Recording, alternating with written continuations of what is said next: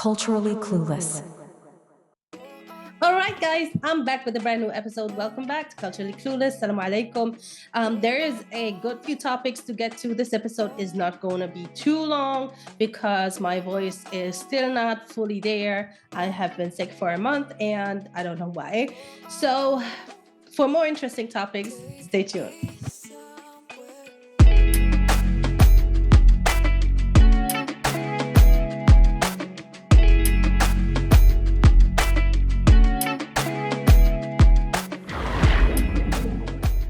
Culturally Clueless.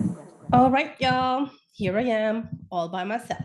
Yes, all by myself. That's not a prank. Is I don't know what to say even. It's just what it is. I'm here. I just want to say it was an amazing run. It was great with Ray and Maria. I appreciate every contribution, no matter how small or how big it is, made to this podcast, to this platform, since we're rebuilding and starting all over and being shadow banned and all of that good stuff that comes with speaking out against certain entities and against certain systems. And it is what it is. That's what we signed up for, and that's why we're here. So at this point, you guys probably have questions why I'm by myself. Sometimes life just goes that way, and people have lives and things to attend to, priorities, and decisions to make, and this just happens to be one of them.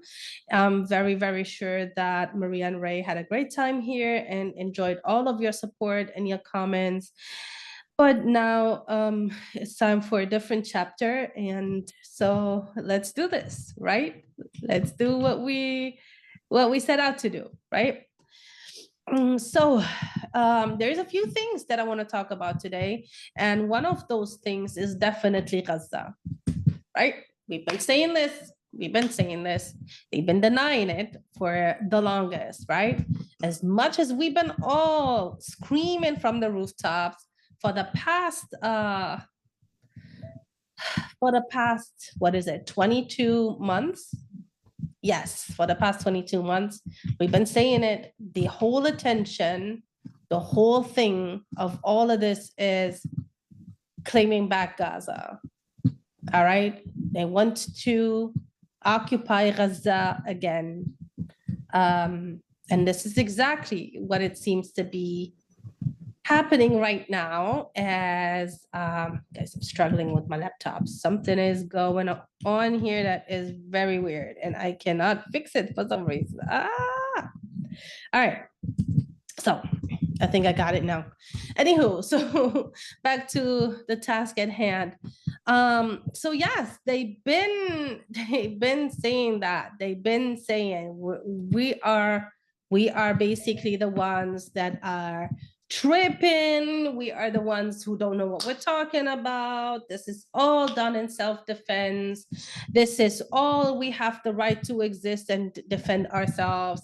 All of that talk, and now we hear, and finally, it's out in the open. It's actually admitted to, it's actually agreed on. The Israeli cabinet did make that decision public that they are indeed going to occupy Gaza.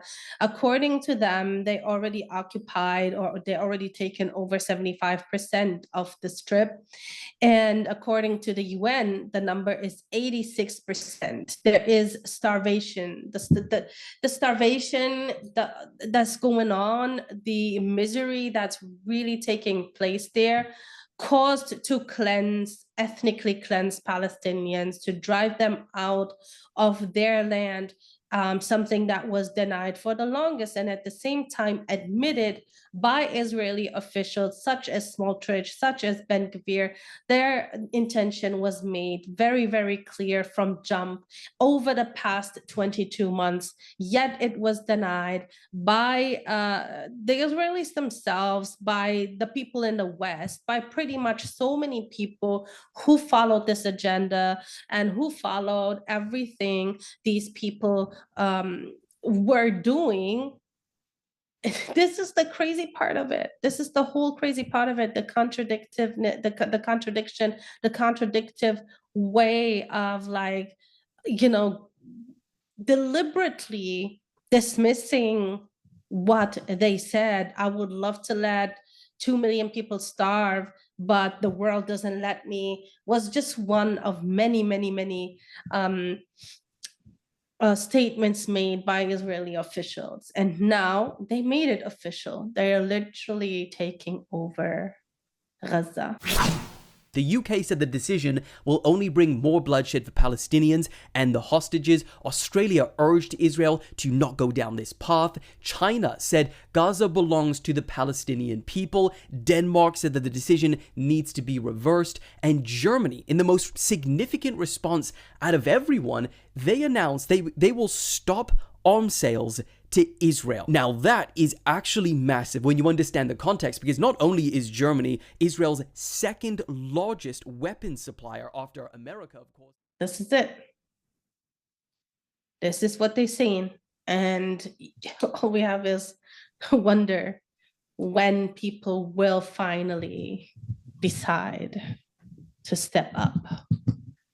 And we have reactions from other countries. Like, don't get me wrong, there's reactions. We have China that clearly says Gaza belongs to the people of Gaza. We have Australia that is urging Israel to reverse that decision. Denmark is the same. One of the things that people are really like, how do I say this? Like, they say this is like the biggest statement of them all coming from Germany. And that is, Germany said they're going to stop weapon sales if they do not reverse that decision. If they continue with the plan of occupying Gaza, they will indeed stop the sales of a weapon to the Israelis. I'm not too excited about it because we heard that in the past, and then it was something that was temporary, like for 3 months or 1 month, and then they came back even stronger, harder, selling more weapons, selling more destructive military equipment to, turn Gaza into a parking lot. Another of the statements made by America, by officials of the US. So that's why I cannot get too excited with this whole Germany is even thinking about stopping the weapon sales. Yes, Germany is the second provider, the second supplier after America. So 1/3 of the weapons, of the military equipment used to destroy Gaza, to kill children and women and men, innocent, is indeed coming from Germany, and 2/3 are from the US. And then there is a couple more percentage coming from a few more countries. But everyone who doesn't do anything about this is complicit. There is no doubt about it. But obviously, the biggest ones complicit in this are is the US and is Germany, for a fact. And like, you can twist it, turn it however you want, but it will remain that way. It's just what it is. So at the end of the day, whoever didn't believe that this was the end goal and this was something that they were planning from jump is definitely delusional at this point. Literally delusional. I don't even know what to say to this anymore. And this is, like a huge thing, because it's going to just prolong the conflict. It's just going to make it all worse. It's just going to make it all longer. It's not like enough people died already. It's not like enough homes were destroyed. Public buildings were destroyed, schools, like the children couldn't go to school for 22 months now. And there's makeshift tents that some people off of their own back, like started where they teach kids and try to give them a couple of hours of normalcy, as much as it is possible in the middle of a genocide, where pretty much everybody in there lost a family member or has an injured family member or has a missing family member at this point, where people are literally starving. This is literally something that I don't know how people can go to sleep with feeling okay. I don't know how you guys can sit at home and feel okay eating. We eat here and this and like in the comfort of our homes, we eat out of boredom, we eat out of, so we eat because we want to socialize, we go to places, we can pick and choose what we eat. And how many times do we throw food out just because we don't want it anymore, it's gone off, or whatever it may be, while there are literally people starving? I think this is such a tragedy. This is like a this is the biggest crime of humanity ever, to me, in my opinion anyway. So yeah, this is it. They are going to take over Gaza. As a Muslim, my belief is a little bit different. I know that Allah, inshallah, will intervene when he is ready, when he feels it's the right time. But from a human perspective, watching this and being completely debilitated, like not able to do anything, is insane, literally insane.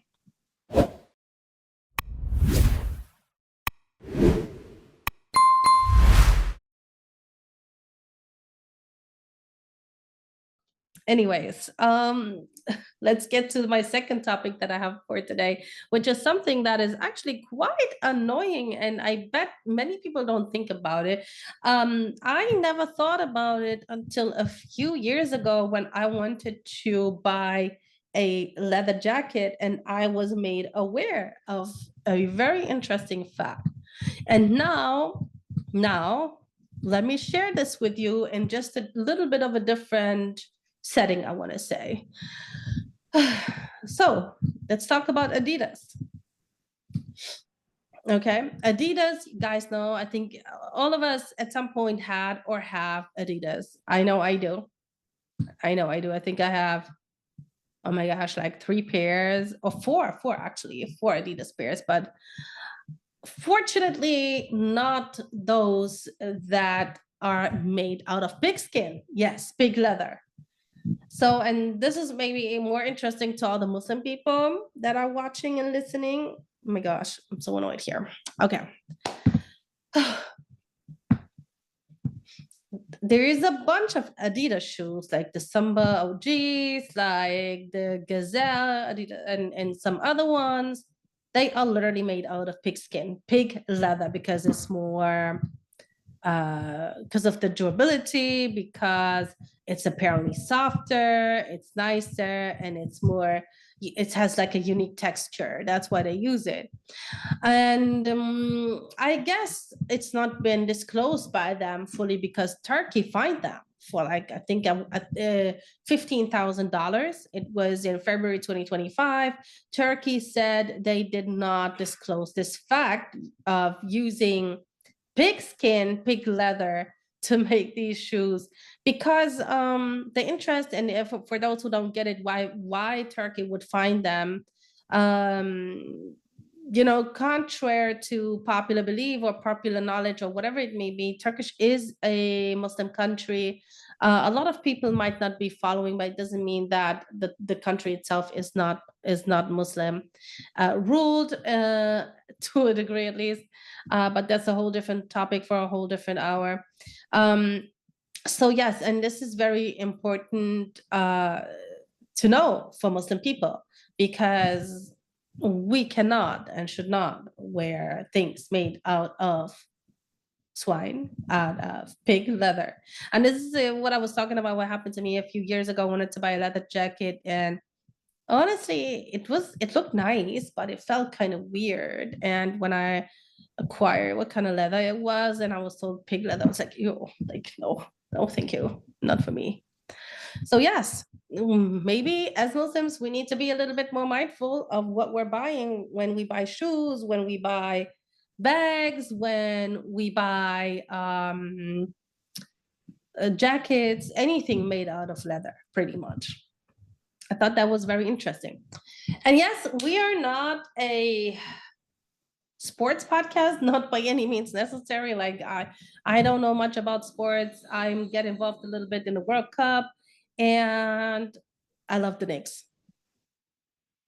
Yes, I love the Knicks. I don't know why. It's just part of growing up. It's part of, everything I was involved in.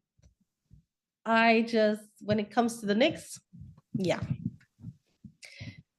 But we're going to talk about soccer, one of the biggest, if not the biggest and most successful sports in the world. What happened yesterday from all of the football media outlets, from everyone in the football sphere, is really, really worrying, because yesterday, Suleiman Al Obaid, former Palestinian national team player and one of Gaza's football legends, was killed by Israeli forces as he waited for humanitarian aid in southern Gaza. He was 40 years old, a husband, a father of 5, and a hero on and off the pitch. And he was known as the Palestinian Pele. As Leila Hamad points out here, who is a brilliant football journalist, only one.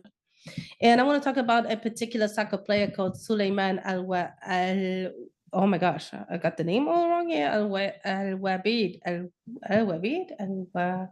Wabid. Okay, I'm so sorry if I have the name wrong. He's from Gaza.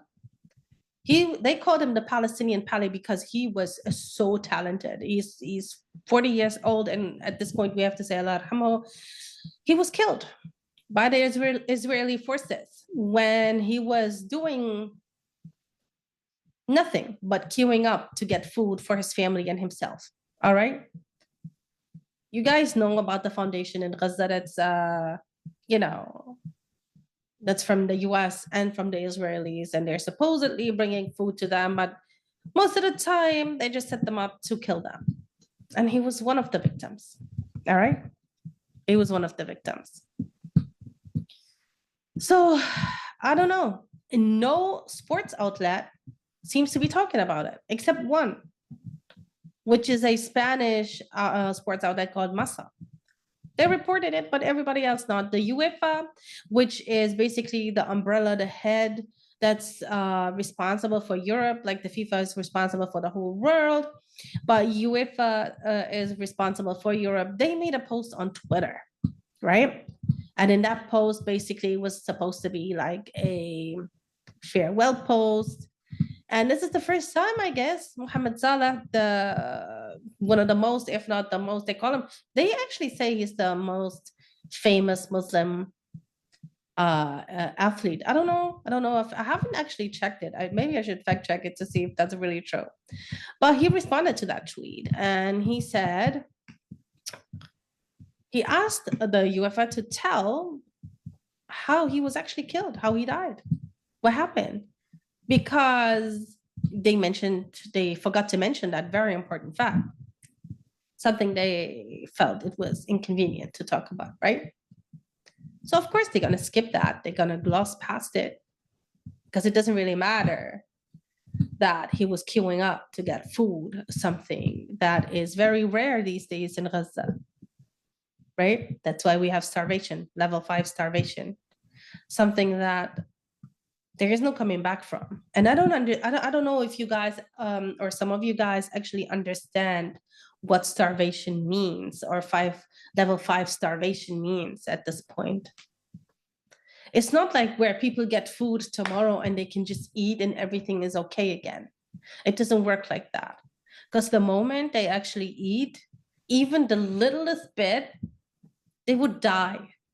Because their digestion is not working, because their bodies are too weak to even deal with all of that food. Because yes, eating means work for the body. So they need nutrition, they need all type of stuff before they can even go back to normal eating. That alone is something that nobody talks about. Like everybody wants AIDS, and yes, people are hungry. Of course, people should eat. But the problem that we have as well is that people actually need treatment, and people need like a pre-treatment before they can even go back to normal eating. Just saying. So anyways, Mohammed Salah, he said that he asked how he died, you know? And like many others, he was criticized for not speaking up. Like many others, he was quiet because I guess he wanted to protect his career. And there's like a lot of soccer players who spoke up. There, like the athletes spoke up and they got in troubles. Like people have been kicked out of teams, and there were court cases, all kind of stuff. But I'm very happy that he did speak up for Suleiman. And just so you guys have an idea, He scored over 100 goals during his career. Okay, he's not like no slouch. And it's actually insane that nobody talks about it. Nobody. Not even Arab journalists. And this is actually the most painful part. I understand that most of the media is Zionist owned. I understand that everybody is collaborating with the entity, but somebody, independent influencers, somebody. This is extremely frustrating, like literally extremely frustrating. I don't understand why. A German football team has refused to sign an Israeli player. Sean Weissman, the Israeli player, has been posting genocidal stuff on social media. He posted on X calling for Gaza to be wiped off the map and asked why detained Palestinians hadn't been shot in the head. Due to backlash from fans, Fortuna Dusseldorf has said, "We ain't signing this bloke." In a statement, the football club said Weissman's comments, which have been widely perceived as discriminatory and disrespectful, are in stark contrast to the principles Fortuna Dusseldorf stands for and strives to promote. This is like for example, PSG, the soccer team PSG, they displayed a banner saying no genocide. They were banned. When people speak up, they are banned, and we know that. So that's why I always have like a lot of respect for people who know about it and still speak up. There is a bunch of people, despite us saying nobody wants to say something, words are not enough anymore. What is words gonna do? Why are we waiting for celebrities or public figures to speak up? I don't understand. You know, like we see what happens when people speak up. We see Chris Smalls, the only black guy on the flotilla, whatever you want to call that damn thing. Okay, like he is known to be a labor activist. He spoke up and he stood up for the Amazon workers. Like he's known for all of these things. This is not his the first time him actively advocating. But this was once again a perfect display of how tolerant and how amazing the only democracy of the Middle East is. He got beaten. They used his chain to choke him. He got threatened. He got totally treated very different from everybody else. And I respect him because after all of that he endured, he still said a free Palestine, and he said he will be back. And this is the kind of people we need. I don't need somebody who is known to speak up and do stuff. I need resilient people. I need people who are actually willing to risk something. It's just a shame that once again, you know, like because of a skin color, he got like this very different treatment from everybody else. And when you look at it, like how Greta Thunberg, I mean, I don't wish any torture on her or anything or any beating her, but when you look at how he was treated and how she was treated, bruh. So yeah.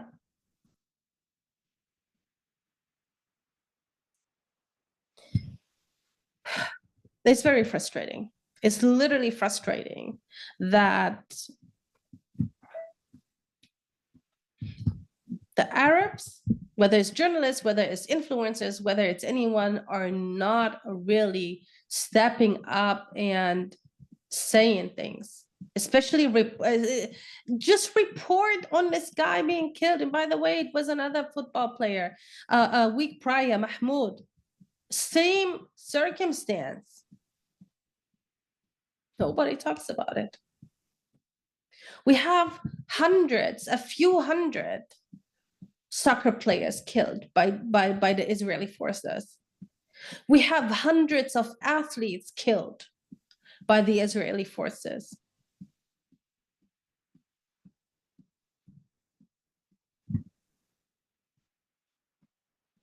It's insane. And it's crazy what this world came to. And it's shameful. And for all of these people who are supporting this and who are laughing at this and who think this is all right, and especially when you're like from the younger generation, because from the older generation, I don't expect much anymore.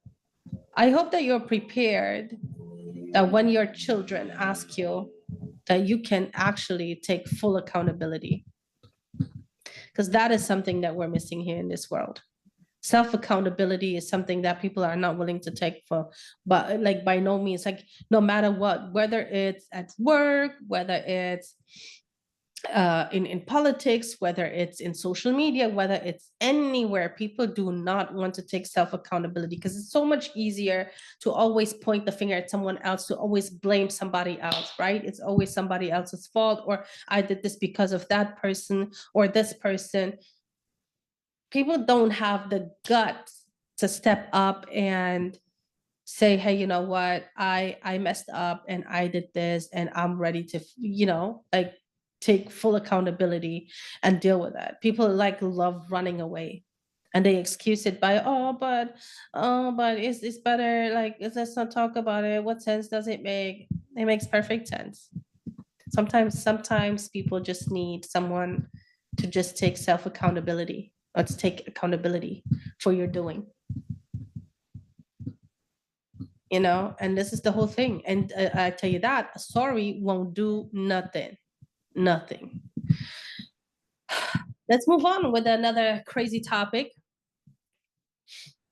So the US had to fall back from this very crazy idea of blocking disaster relief funds from cities that are boycotting Israel and Israeli companies. And there is a few of them, like New York City, Seattle, San Francisco. So there's a couple of cities who are, Portland. I have to mention Portland because they're big on that, who are boycotting. Like these cities are literally boycotting Israel. They boycotting their companies or anything to do with them because they don't stand with what's going on. And these cities are were according, now they kind of like reversed it, kind of. They were not alleged to receive disaster relief funds, meaning that when there is like a storm, when there is a hurricane, when things go wrong, these cities were not supposed to get any type of aid, okay, financial aid. And we're talking about a very healthy sum of $1.9 billion.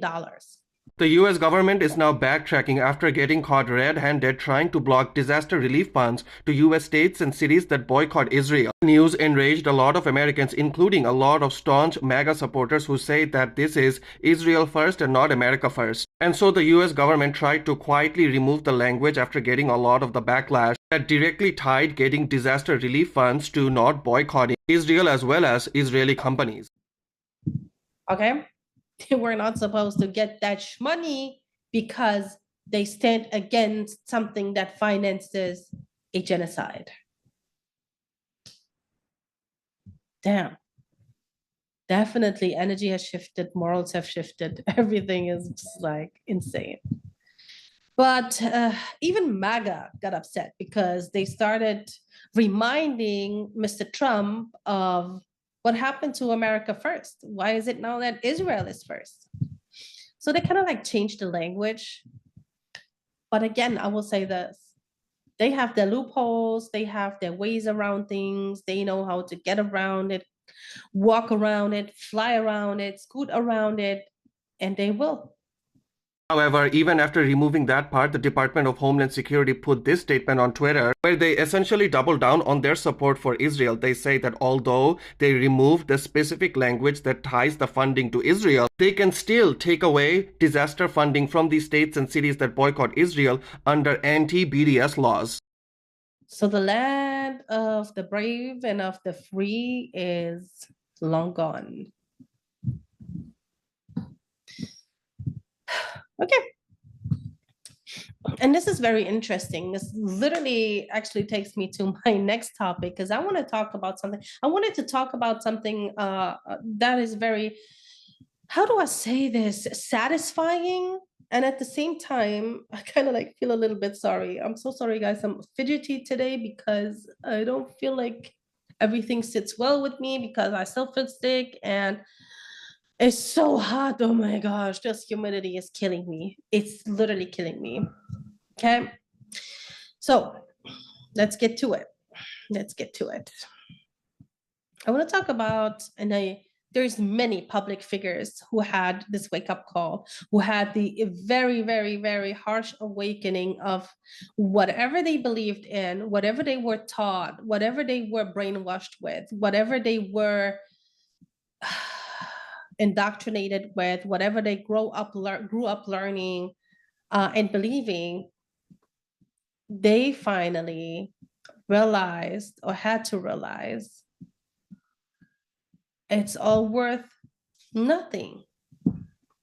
And there's too many to speak about, because there's too many who had that whole wake up call and now they have to do a bunch of reprogramming. So I picked a couple in particular because they're very big. Like, for example, starting with Candace Owens. To all Muslims growing up during my time in America, I am sorry on behalf of America for the way that you were treated. That it is so unacceptable. When I go back and I re-examine that propaganda, that brainwashing that took place in the classroom to make me scared of something, I didn't even know what a Muslim was. I remember going to the airport and someone was a Hindu and I was scared of it. I'm like, oh my God, they're gonna make him take this off of his head, blah, blah. I thought that was a Muslim, right? Mm-hmm. There was no education about anything. And the reason for that, he who controls the textbooks controls the entire country, in my view, right? I know many people think she's a grifter. I know that many people think, oh, now that she speaks for Palestine, that's why, like, she's just does it to get paid. But let's be real out here. Okay, let's be very, very real out here. All of these activists who do things on a big scale, all of these people who are not even activists for Palestine or any other cause, they get paid. Yeah, because how are they? You guys expect them to speak up 24/7 and be active and go on these flotillas and go on these whatever's and be out there in them streets and I don't know what and not eat. Like, this is insane. People need to make money. So yes, so be assured that most, I'm not saying all, because there's some charity organizations, they are like 100% of the profit goes towards that cause or whatever. I just feel like the charity things should be like very transparent and very open, the charity organizations, because even if you say, okay, 90% goes or 80% goes, people can still make their decision if they feel like, okay, 80% is fine with me.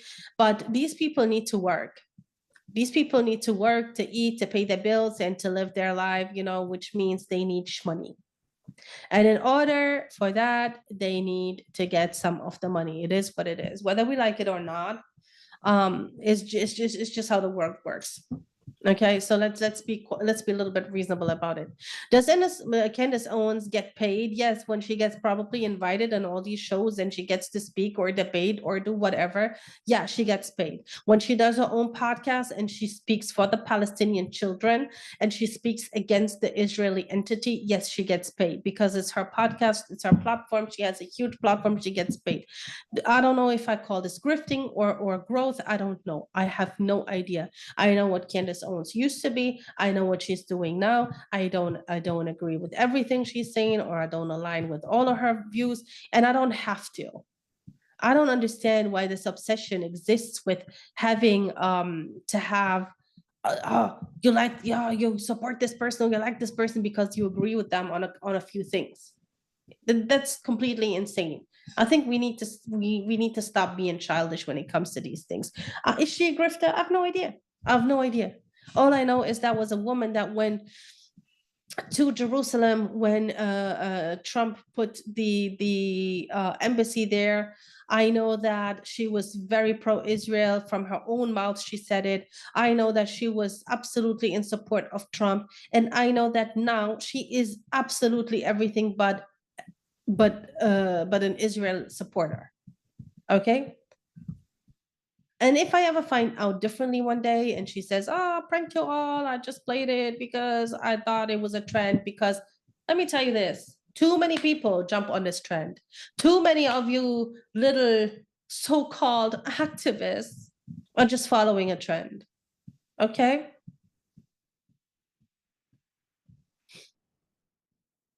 So yeah, if she is a grifter, I don't know.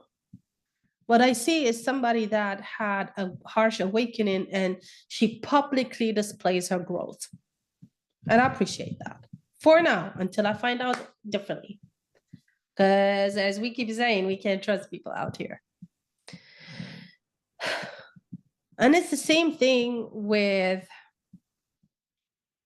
Dan Bilzerian. I don't have a hatred for Jewish people. You do? I don't like a religion that says that they're better than other people. And you see that in Israel, and they're acting like that, and they're treating Palestinians like second-class citizens. They're treating them like subhuman beasts, and it sells that in their Talmud. So it says if you are not a Jew, that you are basically subhuman. And I don't think that Judaism and Christianity go hand in hand. I mean, they believe that Jesus is in hell burning in human shit, and they believe the Virgin Mary is a so I don't think those are two. Somebody who is Armenian, and we know about the Armenian genocide, obviously, but he was in the U.S. Army, and now he's finding out what's really going on, and he's speaking out about it. But yes, he's been called, like everybody else, of course, an anti-Semite. He is, according to Piers Morgan, a Nazi. All of that stuff, all of that. Okay, none of us is an anti-Semite just because we don't agree with the genocide. This is insane. Like every time we talk about it so many times and repeat this so many times, but every time I say it, it's just insane. 10 Palestinians, including 6 children, killed yesterday while collecting water in Gaza. The Israeli military, who were responsible for the deaths, have described it as a malfunction. In fact, they've even said that they, let me get the quote quite right, the IDF regrets any harm to uninvolved civilians, it said in a statement following the killing of 6 children. So now you know. And then we have James O'Brien. I also thought I bring him to the table. He's a radio host, and that was something that was quite interesting to me. I don't know what to think about James O'Brien. For those who don't know, he is a radio host on LBC London, like a talk radio in the UK that I kind of used to listen to because they always had like different topics every day and different radio shows, and they would have conversations with callers. And so sometimes I would just listen to it while doing something or doing nothing, depending. And James O'Brien, somebody who grew up very safe, you know, like white guy, grew up very safe, like, you know, how do I say this? Decided one time to have a conversation with a very interesting person called Akala. Who's Akala? He is kind of an artist, a lecturer, somebody who is what they call these days very woke or conspiracy theorists or whatever, like whatever group you're part of, whatever you want to call them, or one of those people who are truth seekers, who are critical thinkers, who are, you know. So he had a conversation with him, which went very well. And this was several years back. And I think this opened his eyes a lot to certain things. Now with this, what's going on since October 7, 2023, he's been speaking up that this is wrong. And there's this very fine line with what people can say and cannot say in order to not be banned. He didn't manage to get banned yet, but at the end of the day, he's definitely saying what's going on is wrong. What's going on is a genocide. What's going on is ethnic cleansing. But sometimes he would fall back into some weird narrative. And this is very interesting to watch. Like, you can only feel sorry. And sometimes you feel frustrated because I feel like he gets it. And then he says something crazy and I'm like, oh my gosh, he doesn't get it fully yet. Like, you know, it's very, very frustrating. And it's also interesting to watch, as I say, because it's somebody who literally has, these people have to kind of like drop everything they knew. Like basically they have to strip off everything and start from scratch and have to be open and learn. And then there's probably voices inside them that tells them, no, but this is not what I know. This is not what I learned. But yeah. They have to go against them. They have to fight them if they want to really know what's going on and what's really happening. So yeah, it's very interesting. And Tucker Carlson is also one of them. Tucker Carlson, who was on a very particular side, he was on Fox News, he got fired, he got all of that. Like, Tucker Carlson went, or still is going, through a very interesting transition. I think it's so important for every person to look around and make your own decisions about what's important. What's important to you? What around you in your life? What do you see in your family, among your friends, in the town that you live in that's going wrong? Those are the biggest problems. Not what some shill on television is telling you your biggest problems are. He can shut up, but he won't. It's very interesting to watch how these people who were religiously following a very particular mindset, very particular belief, very particular views, on the world, on the Middle East, on Muslims, how Candace even says, like, growing up after 9/11, like how Muslims were perceived before, after, now, Islamophobia never really stopped. It's something that was ongoing. Maybe it got a little bit less over time. And why this is so interesting to me, because you have Islamophobia on one side, and then you have the fetishizing of Arabs, Muslims, and especially now what's going on over there in Gaza or in the whole Levant, where people fetishize this whole lifestyle, the culture, these people, which is equally disgusting, by the way, just saying.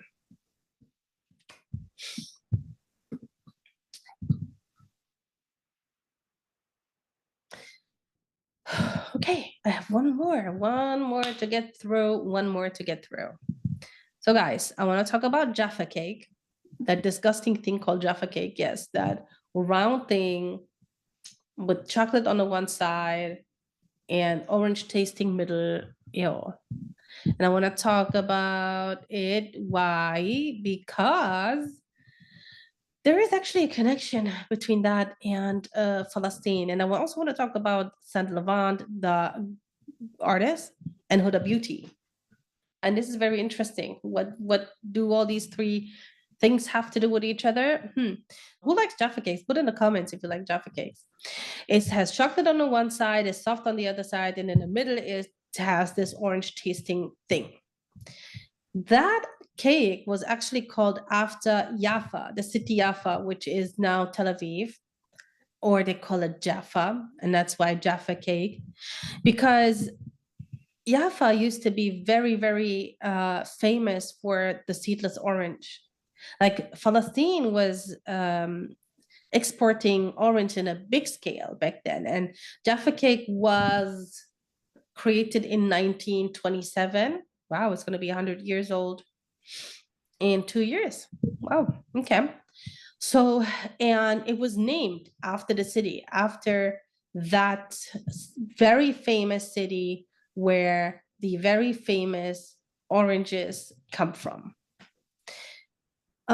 This is just like a fun fact, and very interesting fun fact I wanted to share. Now let's get to Saint-Laurent and Huda Beauty. These two somehow connected and collaborated. So he has a new song called Clementine. Clementines are very important to Palestine as well.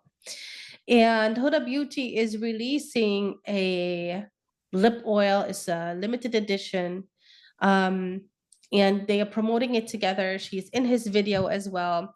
And why I find this very interesting and very important, okay, very, very important to mention and to bring in here, and why I feel like this is so massive that they are doing this, is because the proceeds of the lip oil will go towards the ecocide. Yes, ecocide that is currently committed in Palestine. So, in case you guys don't know, the clementine is very, very special fruit to Palestine. Marwan was really teaching us a lot about clementines because the clementine actually represents a deep connection for Palestinians to their land. And because this collaboration is so important, we are going to be doing a donation directly to foundations that support agriculture and cultural preservation in Palestine. It smells like clementines. Because they do not only just kill people, destroy homes and buildings and streets and starve people, deprive people of essentials. They also destroy animals. They destroy agriculture and everything. So the proceeds of this lip oil go towards agriculture projects and towards preserving cultural, things and farmland and all of that in Palestine. And this is why it's very important, because nobody talks about the ecocide that's been committed. Nobody talks about how many of olive trees were actually destroyed, how many olive oils were actually deplanted and moved somewhere else, and they planted these pine trees there to make it more European, and these pine trees caused so many fires. Like, we talked about this on this podcast prior, how much of agriculture these people actually destroy in Palestine and also in Gaza. And then, mind you, all the poison and all the toxins and everything from all the bombs, all, everything that's going on, which is very destructive to the air, to the earth, to the soil, to literally everything. And nobody talks about that either. So I think it's worth a thought or two, to say that, guys, we need to also think about that. And if you guys find yourself wanting to help, go support that. That is actually a good one. That is an official one. That is, I hope not, and doesn't seem like a scam. So that is something to support. Agriculture is always important, because after all of this, contrary popular belief, we will rebuild, and we need to rebuild. And part of it will be agriculture. Okay, I spoke so much, guys. I am super hot. I'm super flustered, like I'm all over the place. I can't. I need to go now. Thank you so much for tuning in. I really appreciate all of you guys for sticking with me, for being here, all the new people. And thank you so much. I know you guys will have a lot of questions, but please go easy on me in the comments. Okay, and you never know what the future will bring, but right now it's just me, myself, and I. Peace out.